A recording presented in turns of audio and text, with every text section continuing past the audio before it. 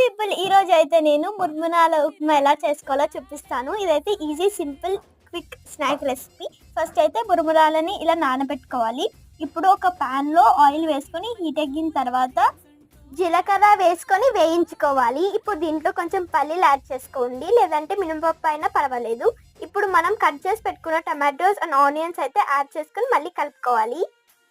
ఇప్పుడు దీంట్లో కొంచెం కరివేపాకు అయితే వేసుకోవాలి. ఇప్పుడు మనం వాటర్లో వేసుకున్న మురుమురాలని ఇలా నేను చూపిస్తున్న విధంగా గట్టిగా ఒత్తేసుకొని కొంచెం కూడా నీళ్ళు లేకుండా ఒత్తుకోవాలి. ఇప్పుడు దీన్ని ప్యాన్లో వేసుకోవాలి. ఇలాగే మురుమురాలన్నింటినీ చేయాలి.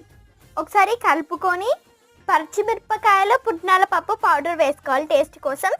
పసుపు క్లిప్ మిస్ అయింది, అది ఆయిల్లో మనం వేయించుకునేటప్పుడే వేసుకోవాలి. ఇప్పుడు దీంట్లో మీ టేస్ట్ తగినట్టు కొంచెం సాల్ట్ ఇంకా గరం మసాలా వేసుకొని కలుపుకొని లో ఫ్లేమ్లో 5 minutes ఉంచుకుంటే రెడీ అయిపోతుంది.